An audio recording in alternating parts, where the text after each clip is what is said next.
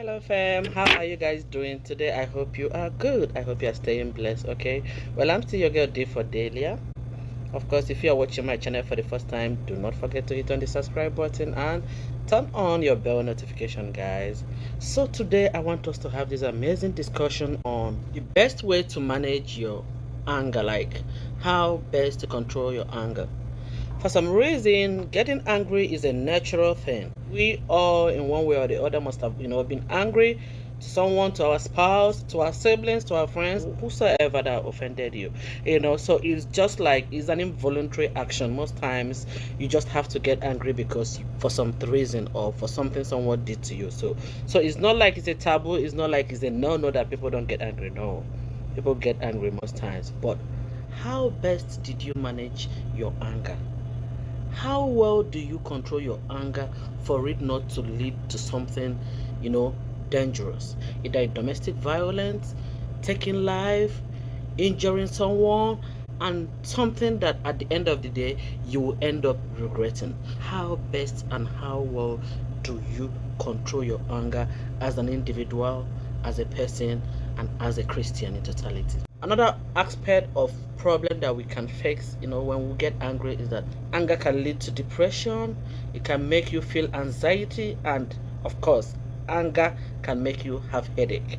So to avoid letting anger lead you to the dangerous part, to the negative parts, which at the end of the day you will end up regretting, guys, let's look into some tips on how to manage anger. It's being called anger management. So the number one key point to anger management is what? Think before you speak. Think before you voice out that word. Guys, in the midst of a serious argument, either with your spouse, your siblings, your brother, your friend, or anyone that is superior to you, please think before you voice out that word that can lead to a fight. For some reason, guys, you would agree with me that most of the domestic violence that we are having today is being caused by exchange of words, either from partners, either from both spouses, or from a boy and a girlfriend, or from a siblings. What have you, in any way you look at it, exchange of words, speaking at the wrong time, trying to prove yourself right at a time where there is a serious argument and everyone is at the peak of their madness, and you voice out that word that can lead to a serious domestic violence. So guys, the best way is to do what? Think before you speak. Don't get me wrong, guys, because I know someone or some of us right now will be like, what are you trying to say? You mean there is no more freedom of speech? You mean we should not express ourselves? You mean we don't have right to speak in a relationship? Or you mean we don't have right to say things when they are wrong? Now, that will lead us to the second key point, gives you this right to speak. That the second key point on how to control your anger in a situation is allow the situation to settle. Like, speak when the water is no more at a boiling point. Like, speak when the anger, the anxiety, everyone is settled. You might not be at an equilibrium, right? But speak when the whole situation is calm. At this point, in this second key point, when you speak when the whole situation is calm and settled, when either your spouse, your friend, or your siblings already calm down,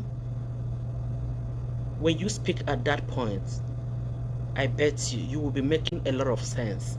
You will be making a lot of point to the other party. At that point, you can communicate positively to the other party. At that point, you can make him or her identify what he has done or she have done that is wrong.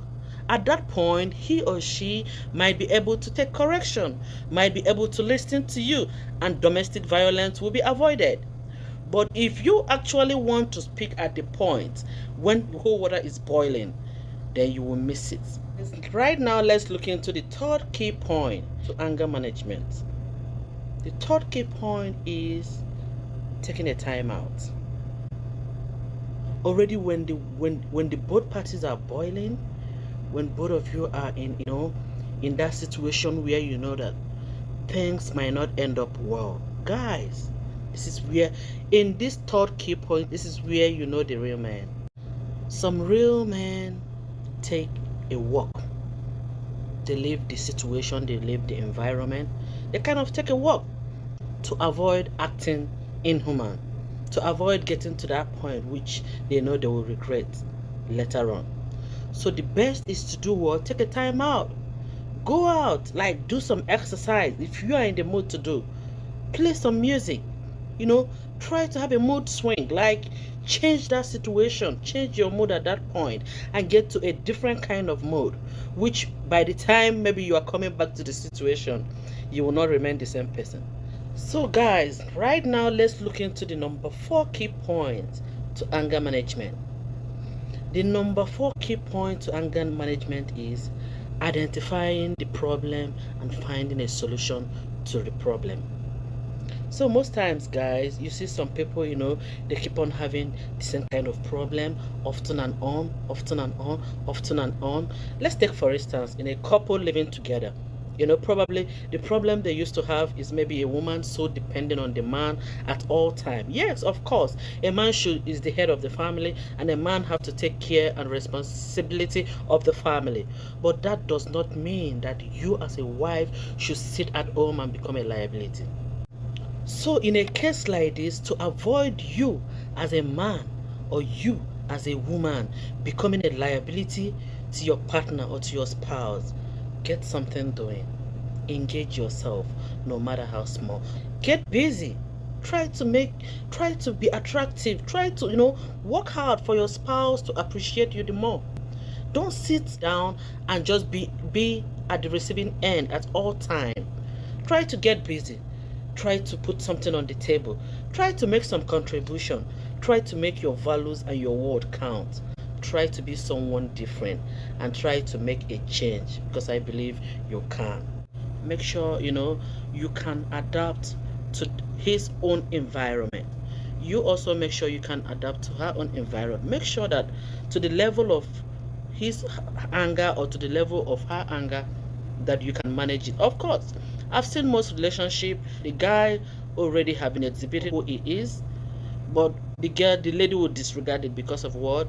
She just wants to answer Mrs. So while you are courting your spouse, try to read some meaning to some behavior.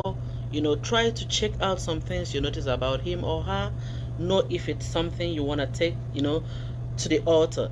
Know if it's something you can handle. Know if his anger or her anger is something you can manage. Please do not let it get to the worst scenario. Do not let someone's life to be cut short before you wake up or before you do something. So be wise and think smart, guys. So the last, but I believe which is also like the last option, if you must use it, the last option and the number 5 key point to anger management is taking a bow, calling it a quit. If you have noticed that you are living with someone that his or her anger keep coming up often and on, that you cannot even differentiate his anger from the devil itself. Even the devil might not be as angry as he is to some point. If you have noticed that his anger can lead to your death, please disconnect. It is not a crime. Disconnect. It is not a crime to save life. It could be your life you are saving. It could be his life that you are saving. Please take the best decision at this point and live for tomorrow. Don't allow any of you make that dangerous mistake that you will end up regretting. Every life matters. Your life is so precious. His life is so precious. Every human being created by God have his or her own dangerous side. Try not to bring out those anger side of your partner or your friend or your siblings. Try to stay at peace. Try to manage the situation. Try to salvage the situation at a point. Try to save the relationship. But if not, please take the best option. I love you all, guys. Until I come your way next time, I'm still your girl D for Delia. Remain blessed.